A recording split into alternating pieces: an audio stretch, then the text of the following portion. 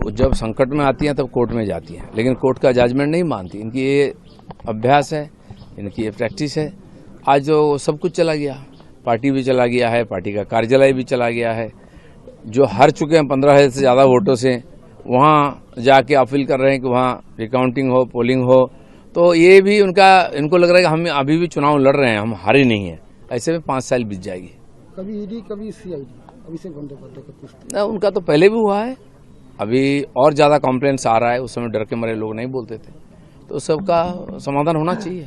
काकुली गोलदोतिया ने फिर से लोकसभा के स्पीकर के पास कल्याण का नाम नहीं, कल्याण बनर्जी के ऊपर बहुत कॉम्प्लेन और उनके पार्टी के ही एमएलएस, कभी मुहा मैत्र, कभी काकुली गोलदोतिया, कभी और, लेकिन आज तक कार्रवाई नहीं हुई है। मुझे लगता है कि समय आया है और इसका ऊपर कार्रवाई करनी चाहिए, क्योंकि बार बार कॉम्प्लेन आता है जिस व्यक्ति का ऊपर, तो कुछ तो मामला है।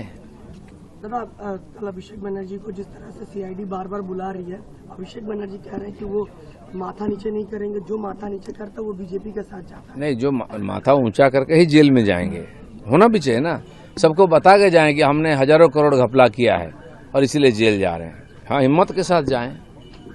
और ओवैसी ने कहा है कल कि ममता बनर्जी के हारने की जो बात है वो भ्रष्टाचार और मुसलमानों के साथ धोखा किया, इसलिए ममता बनर्जी ने हारा। ओवैसी उन्होंने क्यों हारा? उन्होंने तो मुसलमानों के साथ धोखा नहीं किया है। बंगाल के मुसलमान उनको वोट देना चाहिए था। ममता का तो चैप्टर क्लोज हो गया, अब उनका क्या होगा? কেউ পার্টি অফিস নিয়ে নিচ্ছে, কেউ পার্টি নিয়ে নিচ্ছে, কেউ অ্যাকাউন্ট নিয়ে নেবে, কেউ কোম্পানি নিয়ে নেবে। পিসি ভাইপো যা করেছেন, মানুষের যে অভিশাপ না, তার পরিণাম হচ্ছে এটা। নিশ্চয় হয়ে গেছেন। আমি বলেছিলাম পার্টি ভেঙে যাবে, দুজনই থাকবেন, এখনো দুজনই আছেন। বাকিরা আছেন, তারা যে কোথায় আছেন কিছু বোঝা যাচ্ছে না। সর্বদলীয় বৈঠকে ডাক ছিল বিরোধী অংশ এবং স্পিকারকে হাইকোর্ট প্রশ্ন করলো যে আপনি অধিবেশন না ডেকে কি করে শিওর হলেন যে কাদের সঙ্গে বেশি সংখ্যা। ঠিক আছে, যে লিস্ট এসছে সেই অনুযায়ী ডেকেছেন উনি, বাকিটা তো সদনে পরীক্ষা হয়ে যাবে। সেটাই, আর কালকে আছে অধিবেশন আছে, আর মনে হয় সেখানে মেজরিটি হয়ে যাবে। সৌরভ বিশ্বাসের নামে আবার তোলাবাজির অভিযোগ। এক মহিলা অভিযোগ করলেন তার কাছ থেকে 80 লক্ষ টাকা নিয়েছেন সৌরভ বিশ্বাস। অনেক অভিযোগ আসবে, আরও বহু লোক একদিন মুখ বন্ধ করেছেন, এবার বলতে আরম্ভ করেছেন। খালি একজন দুজন নেতা নয়, এরকম শত শত নেতার বিরুদ্ধে এই অভিযোগ আছে, যারা অলরেডি পালিয়ে গেছেন, গায়েব হয়ে গেছেন। তারা জানতেন যে অভিযোগ হবে, আগেই পালিয়ে গেছেন। যারা আছেন তাদের তো পুলিশ দেখছে তাদের ব্যাপারটা। সন্দেশখালীতে খুলনা পাড়ে তৃণমূল নেতা দিলীপ মল্লিকের বাড়ির পাশে অস্ত্র উদ্ধার হলো নদীর চর থেকে।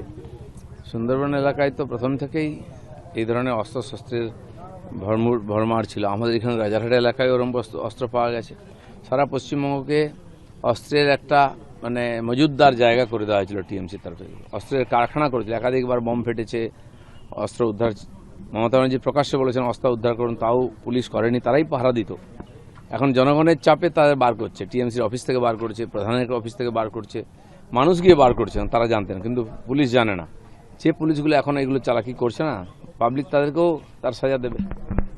বিভিন্ন জায়গায় জনকল্যাণ শিবিরে বিশৃঙ্খলা দেখা দিচ্ছে, কোথাও পদপৃষ্ঠের মতো ঘটনাও ঘটে গেল।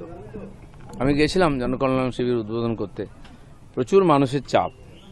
যদি এরকম হয়, সময় বাড়ানো উচিত, দিন বাড়ানো উচিত, এবং আরও কাউন্টার বাড়ানো দরকার আছে। কারণ কি, জনকল্যাণ শিবিরেতে একাধিক সরকারি সুবিধার ওখানে ব্যবস্থা রাখা হয়েছে। বিভিন্ন কার্ড থেকে আরম্ভ করে, আয়ুষ্মান থেকে আরম্ভ করে, বসুন্ধরা থেকে আরম্ভ করে স্টাইপেন্ড পর্যন্ত দেওয়া হচ্ছে।